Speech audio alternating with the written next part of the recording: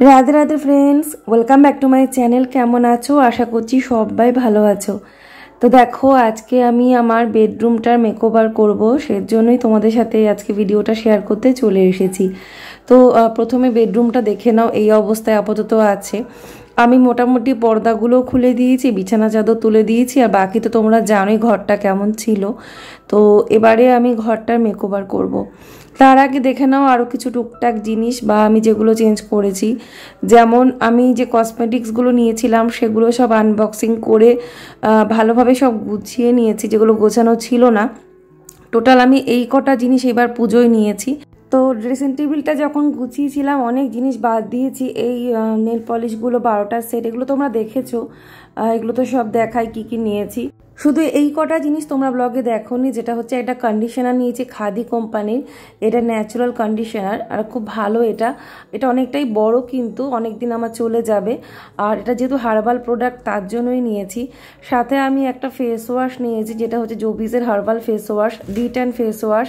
তো এটার সাথে আমি একটা ফেস ক্রিম নিয়েছি, যেটা সানস্ক্রিন বেস, SPF 40। এটা ভীষণ ভালো, স্কিনটাও গ্লো করে, বেশ ভালো লাগে মাখলে। তো এই সানস্ক্রিনটা এবার নিয়েছি। সাথে একটা আমি ট্রেসমির একটা হেয়ার সিরাম নিয়েছি, এটাও চুলের জন্য নিয়েছি। চুলটায় যত্নটা খুবই কম হচ্ছিল। তো এগুলো সব আমি গুছিয়ে নিয়েছি, ড্রেসিং টেবিলটাও গুছিয়েছি, সেটাই একটু শেয়ার করলাম তোমাদের সাথে। তো দেখো, এগুলো সব ড্রেসিং টেবিল থেকে বাদ দিয়েছি, যা ছিল মানে যেগুলো আমার দরকার নেই সব ভর্তি হয়েছিল। আরও অনেক কিছু বাদ দিয়েছি, সব আর দেখানো হয়নি।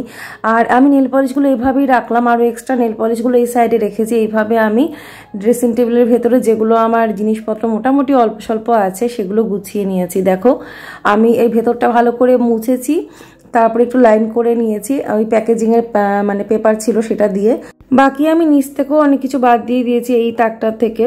তো যাই হোক, আর মোটামুটি সব এইভাবে গুছিয়ে রাখলাম। আর ওপরের তাকে তো সব এক গাদা এই মানে চুড়ি, এই হেয়ার ব্যান্ড, এগুলো সব কিছুতে ভর্তি। এগুলো সব মিষ্টুর, মনারও কিছু আছে।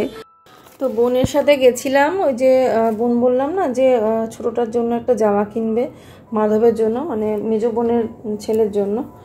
তো এই যে কিনেছে, দেখো জামাটা। আমি এগুলো কিছু ভিডিও করিনি, মলে গেছি যে কেনাকাটা করলাম, তো কিছু আর ভিডিও করা হয়নি। পার্লারে গেছিলাম, প্রায় ঘন্টাখানিক উপর লেগেছে পার্লারে। তো এই যে এটা হচ্ছে ম্যাডো থেকে এই জামাটা কেনা হয়েছে মাধবের জন্য। বাবু হাতটা সরা। তো এই যে এটা হচ্ছে মাধবের জন্য। কেমন হয়েছে তোমরা বলো। তো আমি বললাম ডাংরি টাইপের দে, এটা সুন্দর লাগবে দেখতে, আমি এরকমই দিতাম। তো ভালোই হয়েছে, ও কিনেছে। তো এটা মাধবের জন্য কেনা হয়েছে। এটার দাম হচ্ছে এই যে 399 এটার দাম ম্যাডো থেকে। যে ম্যাডো থেকে এই একটা জিনিসই কেনা হয়েছে। আসলে ম্যাডোতে যাওয়ার সময়টাও হয়নি, সব যেহেতু কেনাই হয়ে গেছিলো, তাই আর ম্যাডোতে আর যাওয়ার প্রয়োজন হয়নি। তো সেই জন্যই। তো চলো, এগুলো তোমাদের কিছুই শেয়ার করা হয়নি তোমাদের সাথে, তো সেই জন্যই এখন শেয়ার করে দিচ্ছি এই ভিডিওতে।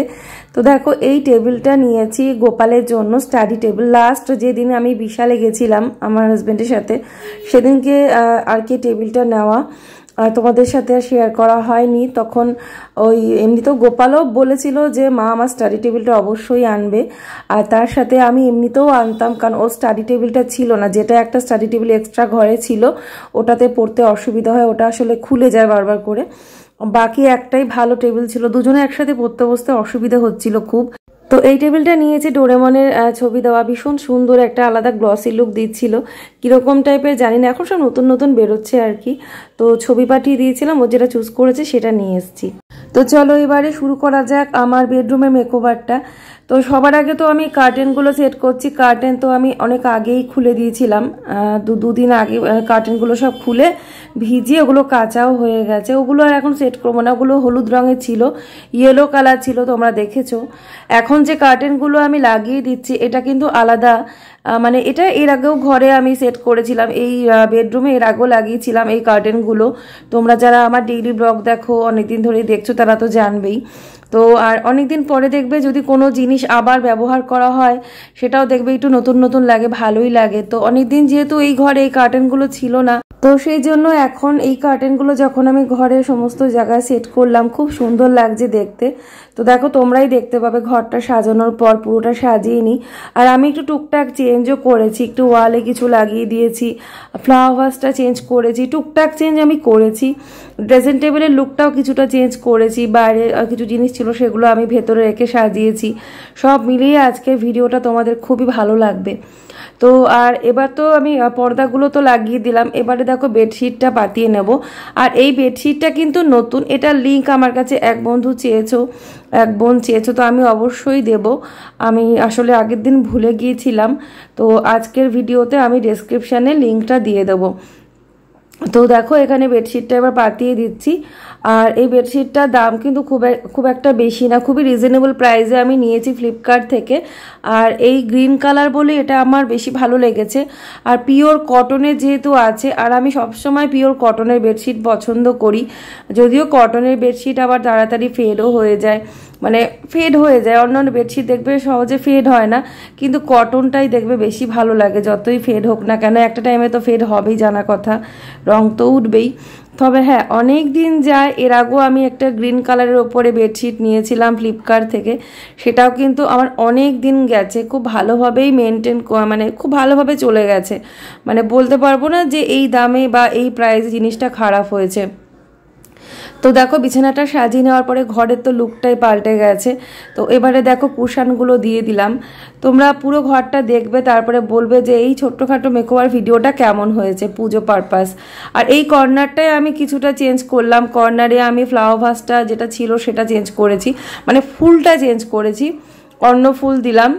আর আমি কিন্তু সমস্ত মানে অনেক কাজ আমি করেছিলাম এর আগে, ব্লগে শেয়ার করা হয়নি। যেমন সারা ঘর মানে বাড়িতে যেখানে যা প্লাস্টিকের যে ফ্লাওয়ারগুলো আছে, মানে ফ্লাওয়ার ভাসের মধ্যে যে ফুলগুলো রাখি, সব কেচেছিলাম আগের দিন। তো এটাও কেচেছি বলতে মানে পরিষ্কার করেছি আর কি, শ্যাম্পু সাবান জলে, যেমন যেগুলো সাজালাম টোটাল সব ক্লিন করা। মা আসবে বলে কথা, ক্লিন তো সব করতেই হবে, সুন্দর করে ঘর দোর গোছাতে হবে, সেটাই। তো এটা লাইট লাগিয়ে দিলাম। তো চলো এবারে দেখে নাও আমার এই ঘরটা দেখতে কেমন লাগছে। তো চলো সবার আগে ঘরে এখন প্রবেশ করছি।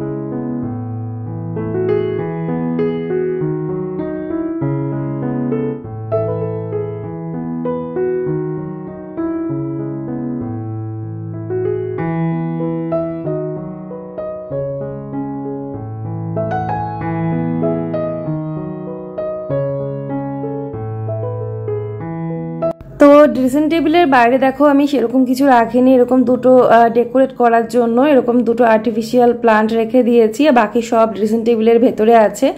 আর বাকি এই সাইডটা খুব একটা বেশি চেঞ্জ করতে পারিনি। এখানে তো জানলাটা আছে, এখানে চেয়ার আছে একটা বসার, চেয়ারের ঠিক এই সাইডে তো ঢোকার দরজাটা, তো এই কর্নারটা ঠিক এইরকমটা দেখতে লাগছে। তো আমি চাইলে ওয়ালপেপার কিনে কিন্তু আমার ঘরটাকে ডেকোরেট করতে পারতাম, ওয়ালে লাগিয়ে দিতে পারতাম, কিন্তু আমার একটা ওয়াল নষ্ট হয়নি, ওয়াল মানে 4টে ওয়ালেরই জায়গায় জায়গায় নষ্ট হয়ে গেছে। তো অত ওয়ালপেপার কিনেও আমি কোনো কিছুই ম্যানেজ করতে পারবো না, সেজন্য ওয়ালপেপারের দিকেই যাইনি। কারণ আমার ইচ্ছে আছে ঘরটা পরে কালার করব যখন, তখন চিন্তা করে দেখব।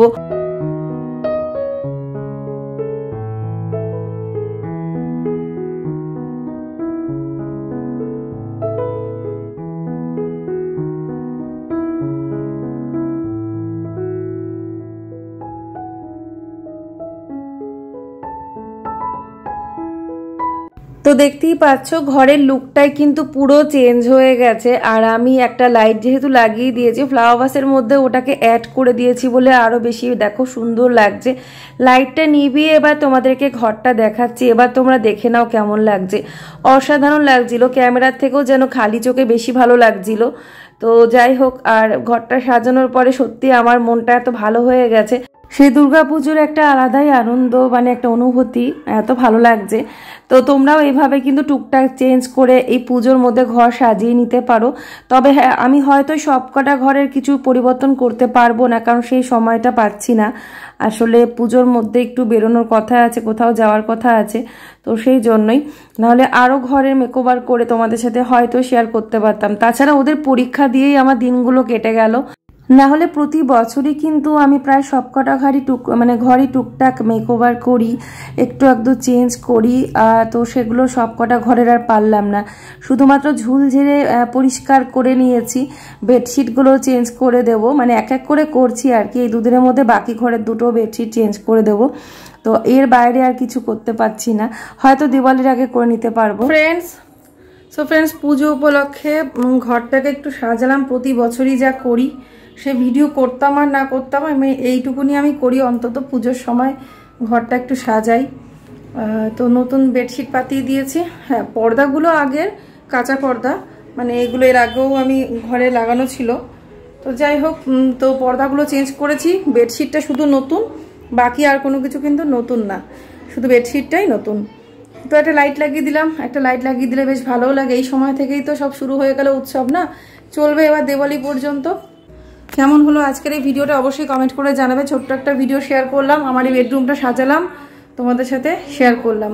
যদি ভালো লাগে অবশ্যই লাইক, শেয়ার, কমেন্ট আর সাবস্ক্রাইব করো। আর ভিডিওটা ভালো লাগলে অবশ্যই করে লাইক করো, শেয়ার করো। যারা যারা আমার এই চ্যানেলে নতুন আছো তোমাদের সকলকে অনেক ওয়েলকাম জানাচ্ছি। ভিডিও ভালো লাগলে অবশ্যই করে আমার চ্যানেলটি সাবস্ক্রাইব করে বেল আইকনটা ক্লিক করে আমার পাশে থাকবে।